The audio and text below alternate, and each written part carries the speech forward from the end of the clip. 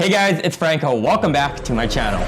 Today, I'm going to be sharing with you guys how moving cities within Canada alone has really affected my mental health over the years.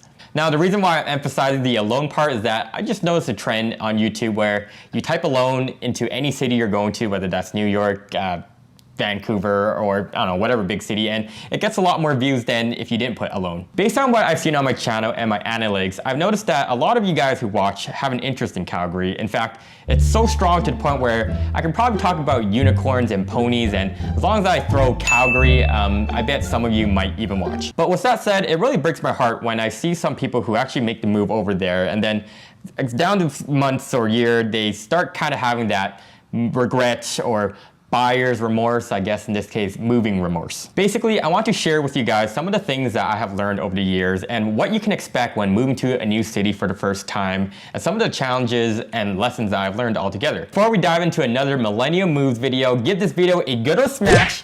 And now, let's begin. Starting off with point number one would have to be that the first year or two in the new city is basically a write-off. Now, I can only speak from my own experience, but the first year or two, oftentimes you're just adjusting to the new city. Like take me for example, when I first moved to Toronto at 18 years of age, I went there for post-secondary education. So adjusting to school and doing university was one thing, but I don't even think that was the hardest part of it. I think my hardest part was just adjusting, like how to take the subway station and travel from the suburbs all the way to downtown. My living situation also changed. I was living at my aunt's place for the first year, and in the second year, I was basically living in a crappy basement suite. And then there are things such as where to go to convert your driver's license, to get your health card, even to where do you go to buy groceries, like where's the best place to do that. So a lot of times in my first year, I was just trying to figure out the city itself rather than even focusing on my studies and all that. And then I guess you could say to make things even that much harder was, I would say for the first few months, I didn't really have a friend group. Like I was pretty much lonely out in Toronto until I found some friends through my program and started playing basketball with some folks. The funny thing is, 7 years later when I moved to Calgary, I kind of had the exact same experience where I moved to Calgary with basically virtually no friends. I had to do all my conversions of my driver's license and my health card. And I would say even my first year in Calgary, although I didn't have the greatest time, I knew closer to the end of my stay in Calgary, it was a lot better than the first few months in that city. The second thing that really impacted my mental health was probably just my anxiousness with money altogether. The summer going into Toronto, I had like a part-time job and I made like max $5,000 going into the city of Toronto. Like I basically have $3,000 to $5,000 going into an expensive Canadian city, and you might be asking how did I pay for everything, and it was because of good old student loan. But the thing was about student loan was that they only give you enough for the bare minimum. Like everything else is gonna be out of pocket. Now what stressed me a lot was that I was paying for a room, and that costed me about $650 shared with 3 other people. And the thing was, for my first year, I didn't want to work because I wanted to focus on school. But at the same time, I had insufficient amount of money in my bank account instead of enjoying the summers. Like I remember when I was in school, like there were so many kids that were going on vacation trips, going to international, going to the Bahamas. In the summers, they're going like to Paris and stuff. And I'm like, dude, I'm like basically just trying to make ends months. There was one time where I remember logging into my bank account and only seeing like $1,000. And I was thinking like, I can only pay for like 1 month of rent until I'm like screwed and have to move back to Winnipeg or something. I think what worked for me was that I kind of knew the end goal of it was, although I was basically coughing up a crap load of money, I kind of knew this was all for something better in the end. And it was one, to graduate and also secure work in the city, but that was kind of like what I was looking at. When I moved to Calgary, I was jobless. I went there after being laid off from my job in Toronto, and I did have about 6 to 8 months worth of savings. I kind of had this expectation that I would find a job in like less than 6 months time or less, because that's what everyone kind of like budget, like having an emergency from a fund of 6 months. But I guess I was in Calgary, it was COVID, and it took me closer to like 9 to 10 months before I secured work.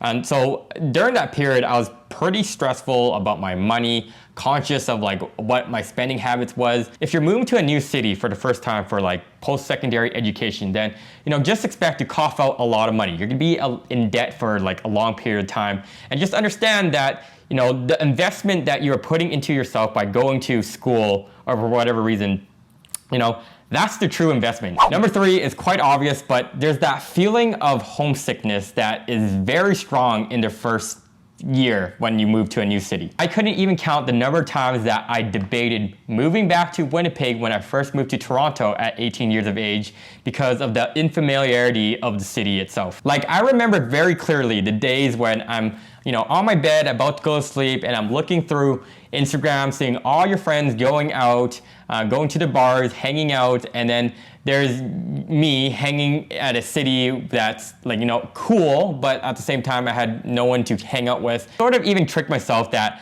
I was only gonna be in Toronto 2/3 of the year, where 8 months I'll be in Toronto, and then 1/3 of the year, 4 months, I'll be in Winnipeg. Really helped me for the 4 years that I was in school was really understanding that home was always a second option. That is the safety net. Like, I could go to school, I could do courses, I could fail at everything, and it wouldn't really matter because I would always have a home base in back home in Winnipeg. This little mindset that I had even extended when I moved to Calgary, because I wasn't working, and I told myself I will live on my own in Calgary, and if it didn't work out, again, I could always go back to Winnipeg and figure things out there until, I get a job, and then I can make another decision whether to move back to Calgary in Toronto. I fully understand that this was very luxurious, if that makes sense, where I have a fallback plan that was just a province over. Like, I know a lot of people who come here, whether they're international students or they're coming here for a work visa, where, going home or failing might not be as easy, if that makes sense, where you have to fly back to your home country or whatever the case is. So I was very lucky where I was just one province over. And lastly, at number 4, if I had to be completely honest, I am very grateful and happy at the end of it, where I just recognize that despite all the struggles and all the pain that I've encountered over the years of having no money, feeling lonely, all this sort of thing, was that relief of I understood that I could do it all by myself. Despite all the pain and struggle that I had to endure throughout my years, like, I still remember seeing mice when I was sleeping in my basement suite. Okay, that's how crappy my living situation was. I wouldn't have done it any other way because of the amount of things that I have learned about myself, and how to get kind of like out of a pit was the most valuable thing that I've learned throughout all of it. If you had asked any person that I knew in Toronto before I moved to Calgary, they would say that, my opinion of Toronto was pretty distasteful, right? I pretty much hated it. I hated the commute.